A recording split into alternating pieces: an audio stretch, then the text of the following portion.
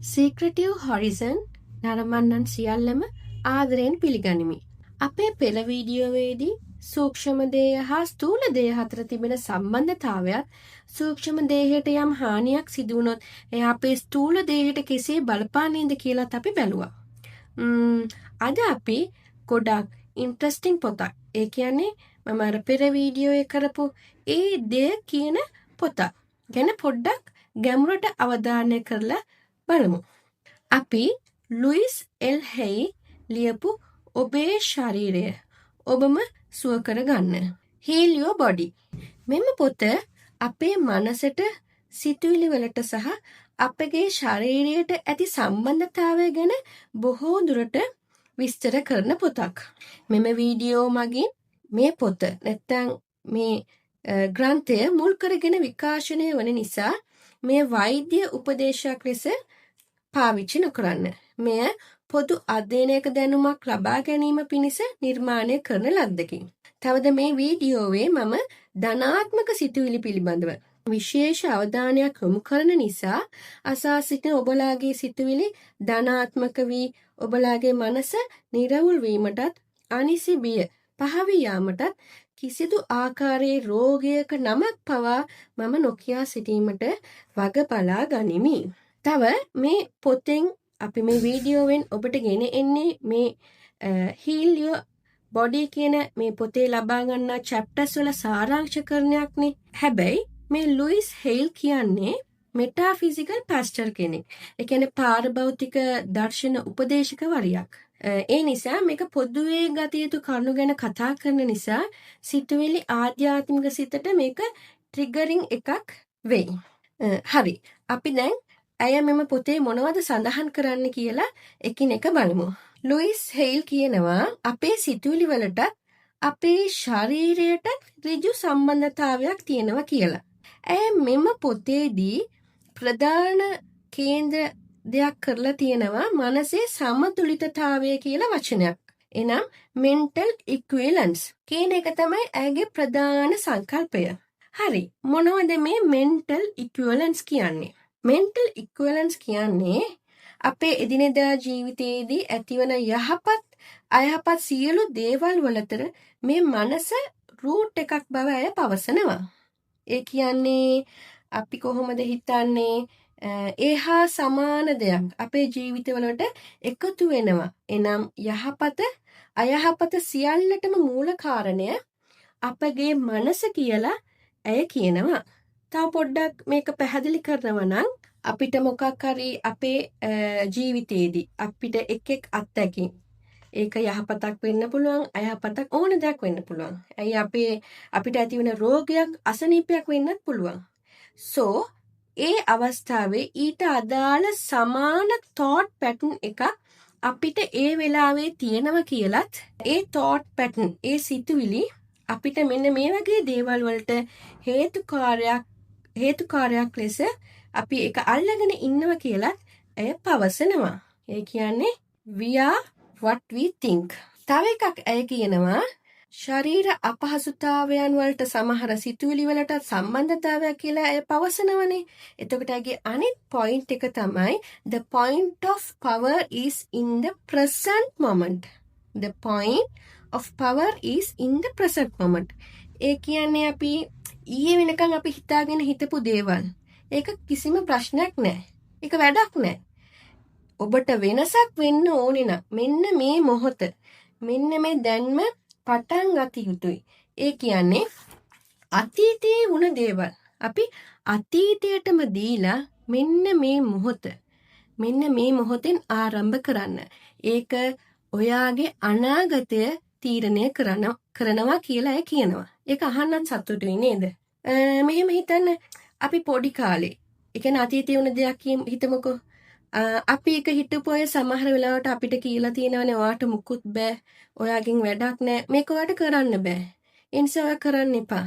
මෙන්න මේ වගේ දේවල් අපිට කියනකොට අපිට මොකක්ද ඇති වෙන්නේ? හීනමානයක් ඇති වෙන්නට හේතු වෙලා තියෙනව නේද?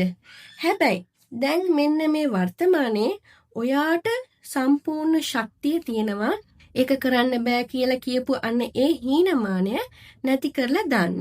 ඔයාට ඔයාගේම ප්‍රශ්න කරලා ඒක ඔයාට වෙනස් කරන්න පුළුවන්. ඒ හැකියාව ඒ පවර් එක අපිට දැන් තියෙනවා කියලා ඇය පවසනවා. අපි තුල තිබෙන ඒ කියන්නේ පුද්ගලයෙකු සිටුේෂන් එකක් ගැන හිත ඇතුලේ ඇතිවන ක්‍රෝධය, තිත්ත හැඟීම් කාලයක් තිස්සේ වර්ධනය වෙලා ඒ භයානක ලෙඩ රෝග ඒක වැඩි හැකි කියලා ඇය පෙන්වා දෙනවා. ඇය එක්තරා චැප්ටර් එකක පවසනවා තමාට ශරීරයේ වැළඳුණු භයානක රෝගයක් ගැන ඇය කියනවා. එයට හේතුව ඇය කුඩා කාලයේදී ඇයගේ සිතෙහි ඇතිවුණු තිත්ත හැඟීම්, රිසෙන්ට්මන්ට්, තිත්ත හැඟීම් සහ අනෙකුත් පුද්ගලයන් විසින් ඇතිවුණු අතවර අන්න ඒ නිසා ඒ රෝගය ඇයට වැළඳුණු නිසාත් එම රෝගය සඳහා ඇයට දැන් ඇය අනිත් අයට උගන්වන විදිහේ ශරීරයයි මනසයි දෙකම හරි හැටි මිශ්‍ර කරලා ඒ රෝගයට සුවවීමක් ඇය තුලින්ම ඇති කර ගැනීමේ ආකාරය ඇය පෙන්වා දෙනවා. ඒ රෝගයට ඇය පරිමාණ දෙකකින් වෙදකම් කළා කියලත් ඇය පෙන්වා දෙනවා. ඇය තුල තිබෙන මේ මනසයි ශරීරය මේ දෙකම එකවර ඩිටොක්සිෆයි කරා කියලා කියනවා.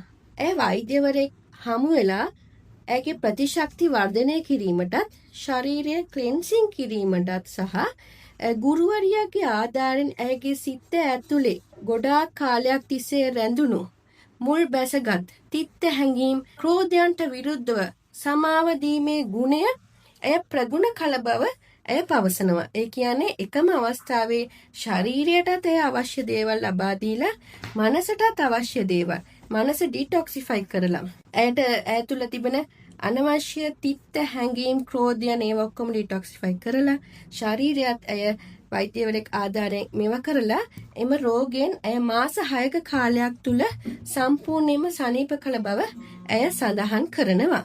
දැන් බලමු මේ ලුයිස් හෙයිල් මනස පල් කරන අපිරිසිදු කරන කාරණාවන් හැටියට මොනවද දකින්න කියලා.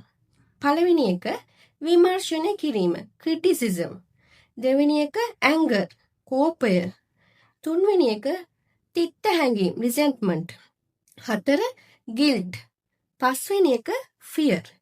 මෙන්න මේ වගේ සිතුවිලි විතරක් නෙමෙයි. මෙන්න මේ වගේ සිතුවිලි අපේ ශරීර සෛලවලට ඍජුව ප්‍රහාර එල්ල කර හැකි බලවත් ආයුධයන් බවට ඇය පවසනවා. පිටම දන්නේ නැතුව මේ සිතුවිලි අපිත් එක්ක අපේ ජීවිතවලට ඇතුල් වෙලා අපේ ශරීරයට හානි කරනවා කියලත් අපිව අපහසුතාවයන්ට ලක් කරනවා කියන එක පවා අපිම දන්නේ නැතුව ඉන්නවා කියලාත් ඇය පවසනවා. එතකොට ලුයිස් හෙයිල් කියන මේ සිතුවිලි රෝග මෙන්න මේ දෙක සම්බන්ධ කරන විදිය බලමු. ඇයගේ මෙම හීල් යෝ බොඩි කියන මෙම පොතේ ඇය ලිස්ට් එකක් දීලා තියෙනවා. ඒකේ රෝගයයි ඒ රෝගයට හේතු වුණ මානසික සිතුවිලි. මෙන්න මේ වගේ ඇය දීලා තියෙනවා. උදාහරණයක් වශයෙන් දිගු කාලයක් තිස්සේ තමාට හරි අනෙකුත් පුද්ගලයන්ට හරි හැම තිස්සෙම බැනගෙන ඉන්න කෙනෙක්ට ආතරයිටිස් රෝගය වැළඳිය හැකි බව ඇය පෙන්වලා දෙනවා.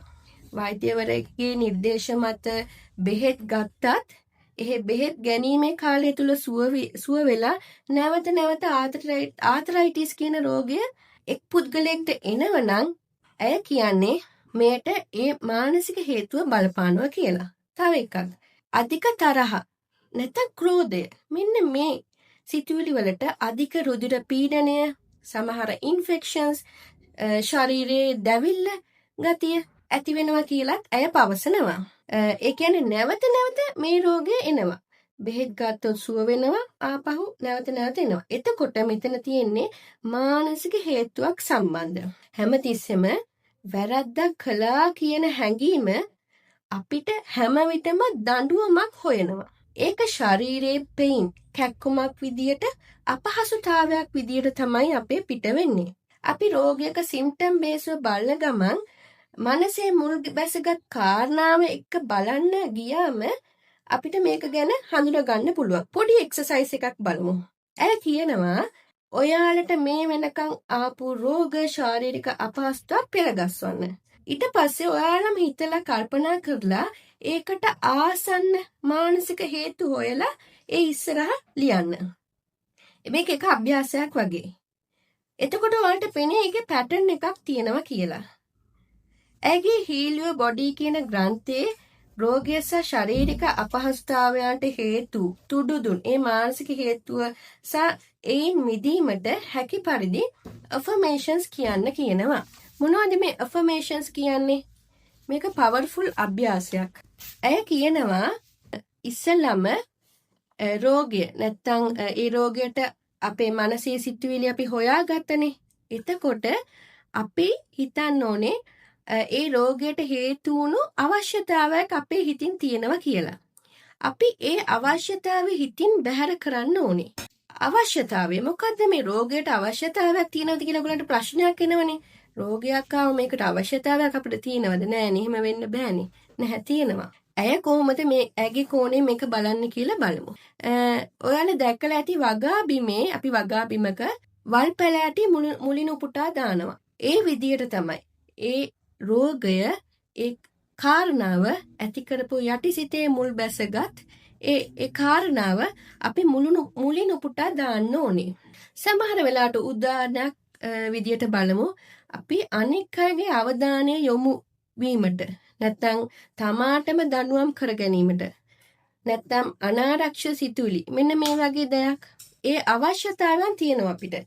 ඒක අපි හඳුනාගෙන ඒක ඉවත් කරගත්තොත් මෙන්න මේ මම කියපු මේ අවශ්‍යතාවයන් ඉවත් කරගත්තොත් එතකොට දුම්පානය කිරීම ඔළුව කැක්කුම තරබාරුව කියන මෙන්න මේ වගේ රෝගයන් කෙමෙන් නැති කරලා දාන්න පුළුවන් කියලා ඇය පවසනවා. ඒ අවශ්‍යතාවය නැති වෙලා යනකොට ඒ රෝගේ කෙමෙන් සුව අතටපත් වෙනවා කියලා ඇය පෙන්වා දෙනවා. එතකොට එම අවශ්‍යතාවය අපි ඉවත් කරලා අලුත් දෙයක් එතනට ගෙන ආවොත් අපේ ඒ රෝගය කෙමෙන් නැති වෙනවා කියලා ඇය කියනවා. එතකොට ඒ සඳහා ඇය ක්‍රියාවලි 3ක් අපට පෙන්වලා දෙනවා. ක්‍රියාවලි 3යි තියෙන්නේ. ස්ටෙප්ස් 3ක් තියෙනවා. හොඳින් අහගන්න. පළමුව අපේ ඒ ශාරීරික ප්‍රශ්නයට තුඩුදුන් අපේ හිතේ ගිල් වෙලා තියෙන මානසික හේතුව ඉස්සෙල්ලම අපි හොයා ගන්න ඕනේ. ඒකට ඔබට මෙම පොත ඒ ඇතුලේ තියෙන ලිස්ට් එක බලන්න පුළුවන්. නැත්නම් ඔයාලට තදින් ඔයාලා විශ්ලේෂණය කරලා බලන්න පුළුවන්. දෙවෙනි ස්ටෙප් එක ඔයාට ඇසෙන විදියට මේ රෝගයට හේතු වුණු මේ සිතුවිලි වලට මේ ක්‍රිටිසිසම් එකක් තිත්ත හැඟීම් මම මර්ධනය කරන්න බැඳී සිටිනවා කියලා ඔයාලා ඒ පියවර ගන්න ඕනේ. තුන්වෙනි එකට affirmations ඒක නැවත කියන්න ඕනේ. ඒ කියන්නේ පරණ ඍණාත්මක මානසික සිතුවිලි වලට විරුද්ධ වූ ධනාත්මක සිතුවිලි. එන මොකක් හරි ඔයාට අනිසිබියක් තියෙනව නම් නැහැ. මම ගොඩාක් ආරක්ෂාකාරීව ඉන්නේ. දේවන වාසේ මාව ආරක්ෂා කරනවා. මෙන්න මේ වගේ ඍණාත්මක සිතුවිලි වෙනුවට ඒක අයින් කරලා එතනට ධනාත්මක සිතුවිලි ඔයා ගෙන එන්න ඕනේ. ඔයාට පරිගැනීමේ චේතනාවක් නැවත ඇති වෙනවා නම් නෑ මම සමාව දීමට බැඳලා ඉන්නවා කියන සිතුවිල්ල නැවත affirmation කියන්න ඕනේ. මේ ස්ටෙප්ස් තුනම නිතර අභ්‍යාසයක් ලෙස අපි කරන්න තමයි මේක ප්‍රගුණ වෙන්නේ කියලා ඇය කියනවා. ඊළඟ එක ඇය කියනවා අපි අපිටම ආදරය කරන්න ඕනේ කියලා. අපි අපිව ඇක්සෙප්ට් කරන්න ඕනේ. ඇක්සෙප්ට් කිරීම තුළින් මානසික සතුටක් ලොකු නිදහසක් අපිට ඇති වෙනවා. මේ වගේ අපි අනිවාර්යයෙන් නිරෝගී වෙනවා කියලා ඇය පවසන. ඒ කියන්නේ තමාට self love එකක් තියෙන්න ඕනේ. තමාව ඇක්සෙප්ට් කිරීමේ මේකක් තියෙන්න ඕනේ. ඇය කියනවා self love එක තමයි. self love කියන එක තමයි ප්‍රධානම කාරණාව. උදාහරණයක් විදිහට මේ පොතේ තියෙනවා කශේරුකාව නිවැරදි කිරීම කියන chapter එකක්. ඒ කශේරුකාවේ ඒ කියන්නේ බෙල්ලේ සිට එහි පහළ කොටස දක්වා එක් පුද්ගලයෙක්ට මොකක් හරි ඕගන් එකක් හා ඊට බැඳි මොකක් හරි ප්‍රශ්නයක් තියෙනවනම් මානසික සිතුවිලි පිළිබඳ ඒ වගුවකුත් තියෙනවනේ. ඒ කියන්නේ උදාහරණයක් ලෙස බලමුකෝ අපේ උරහිස් ප්‍රදේශය මේ උරහිස් ප්‍රදේශය කියන්නේ ආදරය සෙනෙහස යමක් කරබාගෙන සිටීමට හැකියාව දරා ගන්න පුළුවන් හැකියාව පෙන්වන තැනක් තමයි මේ උරහිස් ප්‍රදේශය. මෙන්න මේ අවට කැක්කුමක් එනවා කියලා කියමුකෝ. එතකොට එතකොට අන්න ඒ කශේරුකාය කොටස මගින් ඒ ආදරය සෙනහස ගනුදෙනු ඒව ඔක්කොම මේ පෙන්වලා දෙනවනේ. අන්න ඒ විදියට මේ අපිට ඇය මෙම කශේරුකාව නිවැරදි කිරීමේ ඒ ක්‍රියාවලිය පෙන්වලා දෙනවා. අපි මේ ගැන ඩීප්ලි යන්න ඕනේ නැහැ. එතකොට මේකෙන් ඔයගොල්ලෝ ලබාගත ප්‍රධාන කාරණා තුන කියන්නේ self love එක කේන්ද්‍ර කරගෙන තමයි ලුයිස් අපිට මේ වගේ දේවල් කියලා තියෙන්නේ. පළමුව තමාවත් පසුව අනුන්ටත් දොස් කියන පුරුද්ද අපි නතර කරන්න ඕනේ. මේක අමාරුයි තමයි. හැබැයි මේ තිතෙන් අපි පටන් ගන්න ඕනේ. දෙවනුව තමාව තමන් ඇක්සෙප්ට් කරන්න පුරුදු වෙන්න ඕනේ. ඒ කියන්නේ ඔයාගේ වර්ණය, ඔයාගේ ශරීරයේ හැඩය, මුහුණේ හැඩය, ඔයාගේ දුර්වලතා මේවා ඇක්සෙප්ට් කරන්න පුරුදු වෙන්න ඕනේ. දෙවනුව ඔයාව ප්‍රශංසා කරන්න, විමර්ශනය නොකරන්න පුරුදු වෙන්න ඕනේ. මොකද නින්දා විමර්ශනය මනසේ හැකියාවන් කඩා දානවා. ප්‍රශංසාවන් ඒ හැකියාවන් ඒවට අපිව ස්ට්‍රෝං කරන්න පුළුවන් කමක් තියෙනවා. එතකොට මේ පවර්ෆුල් අභ්‍යාසය ඔයගොල්ලෝ නිතර ප්‍රගුණ කරන්න. ඊළඟ ස්ටෙප් එක වැඩි හිතන්න ඕනේ නෑ. අපිට ආරම්භයේදී චකිතයක් බොරුවක් වගේ පෙනුනත් අපි කණ්ණාඩියක් ඉදිරියේ ගිහිල්ලා ඔයාගේ ප්‍රතිබිම්බය දෙහා බලලා මම ඔයාට ආදරේ, ඇත්තටම ආදරේ කියලා නැවත කියන්න පටන් ගන්නකොට ඔයා ගැන ඔයාට ආත්ම විශ්වාසයක් ඔයාගේ හිත ඇතුළෙම ඇති වෙනවා කියලා අය පවසනවා. මේ self love එකටත් අපේ නිරෝගීකමටත් අපි වග කියන්න ඕනේ කියන්නේ කොහොමද කියලා ඔයාලට දැන් ප්‍රශ්නයක් එන්න පුළුවන්. මේක මං නිසානේ ඇතිුනේ කියලා හිතනකොට මගේ හිතේ මම වැරද්දක් කළා, පසුතැවීමක්, ගිල්ට් එකක් කියලා හිතෙන්න පුළුවන් නේද? මේක හොඳ ප්‍රශ්නයක්. හැබැයි ලුයිස් කියනවා මේක පසුතැවීමක් කියලා හිතන්න එපා. ඔයාව එම්පවර්මන්ට් කරන දෙයක්, ඒ ශක්ති පරිමාණයක්. ඒ කියන්නේ ඔයාගේ ප්‍රශ්න වලට, මේ අපහසුතාවය වලට, ඔයාට ඇතිවුණු මේ ලෙඩ රෝග වලට අනුන්ට දොස් කියන එක, අනිත් අයව පින් පොයින්ට් කරන, අනු නිසා තමයි මට මේ දේ ඇති වුනේ කියන විමර්ශනය කිරීම, ක්‍රිටිසයිස් කිරීම, ඒක නතර කරලා මගේ සිතුවිලි හා විශ්වාස පමණයි මා වටා මෙවැනි දේවල් ඇති කරන්නට හේතු වුනේ කියලා ඔයාලගේම පිළිගැනීමක් ඇතිවීමට හේතු වෙන්න පුළුවන්. මේක ඔයාලා පිළිගන්න හදනවා. ඒ අවශ්‍ය මානසික ශක්තිය මා තුලින්ම හඳුනා ගැනීමෙන් එය මාහට මිසක් වෙන කිසිවෙකුටත් වෙනස් කරන්න බෑ නොහැකි යන පරිවර්තනයක් ඔයාට මුහුණ දෙන්නට පුළුවන් වෙනවා. මටම පුළුවන්. කියා මගේ සිතුවිලි වෙනස් කරන්න ඔයාට ශක්තියක් එනවා. මට ඇති වුණු මෙවැනි අපහසුතාවයන්, දුෂ්කරතාවයන්, ලෙඩ රෝග තත්වයන් සියල්ල නැති කරන ශක්තිය මා හටම තියෙනවා. මේක තමයි self love. තමාට තමා ආදරය කිරීමේ ඇති කළ හැකි විප්ලවය. ඔය හැම විටම මට බෑ, මම ලෙඩෙක්, රෝගියෙක්, අමාරුයි, මට හරි අපහසුයි කියලා කියන්න ඔයාගේ ශරීරයත් ඒ විදිහටම ඇඩ ගැහෙනවා. මගේ පෙර වීඩියෝවේ මම සඳහන් කරන සූක්ෂම දේහයට අනුව ස්ථූල දේහය චේන්ජ් වෙනවා කියලා. ඒ වෙනුවට මම නිරෝගී සිටීමට යෝග්‍ය කෙනෙක්. මගේ ශරීරයට තමාටම සුව කිරීමේ මහඟු බලයක් තියෙනවා. හොඳ දේවල් මට වෙයි යන විශ්වාස කළොත් මගේ ශරීරයත් ඒ විදියට හැඩ ගැහෙනවා. දැන් ලුයිස් හෙයිල් එයාගේ මෙන්න මේ කරුණු කාරණා ගැන කිසියම් අවබෝධයක් ඔබ ලබා ගන්න ඇති. ඇයගේ මෙම Heal Your Body කියන මෙම පොතේ මේ දේවල් කෙටියෙන් කිව්වොත් ඇගේ ප්‍රධාන සංකල්පය හොඳ සිතුවිලි හා විශ්වාස තමයි අපේ ශරීරය මතක තියාගන්න ගොඩනගා ගන්න ශක්තිය. හොඳ සිතුවිලි, විශ්වාසය. මේක තමයි මගේ ශක්තිය. අපි ළඟ තියෙන ඍණාත්මක සිතුවිලි, තිත්ත හැඟීම්, ක්‍රිටිසිසම්, ක්‍රෝධය, බිය වැනි මේ වගේ දේවල් ගොඩාක් කියාගෙන යන්න පුළුවන්. මේවා හොඳට හඳුනාගෙන ඒට ප්‍රතිවිරුද්ධ ධනාත්මක සිතුවිලි වලින් අපේ සිත පුරවා ගැනීමෙන් අපිට අපේ ශරීරය සනීප කරන්නට අපේ ශරීරයම අපිට උදව් කරනවා කියලා අය පවසනවා. එතකොට වෙනස් වීමේ ආරම්භය අතීතයේ නෙමෙයි වර්තමානයේ මෙන්න මේ මොහොතේ තියෙනවා කියලා තදින් මතක තියාගන්න. සෝ මම මේ කියන මේ වීඩියෝ ඔබ ලබා ගන්න දැනුම ඔබට යමක් ගැන අවබෝධයක් අදහසක් ලබා ගන්න පුළුවන්. හැබැයි ඕනෑම අවස්ථාවකදී ඔයාගේ ශාරීරික ප්‍රශ්නයක් එහෙම එනවනම් අනිවාර්යෙන් අදාළ වෛද්‍යවරයා හමුවේ උපදෙස් ලබා ගන්න. හරි. එතකොට ඔයගොල්ලෝ මේක ගැන මොනවද හිතන්නේ? ඔයාලගේ පළපුරුදු අත්දැකීම් පොඩ්ඩක් ගැඹුරට විශ්ලේෂණය කරලා බලන්න. එතකොට ඔයගොල්ලන්ගේ ජීවිතයේ යථාර්ථය සොයා බැලීමක් මේක වෙන්නත් පුළුවන්. අන්තිමට ඔයාට සිතන්නට යමක් තබමින් මෙම වීඩියෝ මම අවසන් කරන්න. ලුයිස් හෙයි කියන විදිහට ඔයාගේ සිතුවිලි වලට හොඳින් එබිකම් කරලා බලද්දී මෙන්න මේ මොහොතේ ඔයා විසින් වෙනස් කරන්න හිතන සිතුවිල්ල කුමක්ද? පිළිතුරට වෙලාවදී මම ගිහින් එන්නම්. මනස හා සිතුවිලි පරිස්සමින් බලා ගන්න. තව දුරටත් මනස ගැන කතා කරගමු. ස්තුතියි.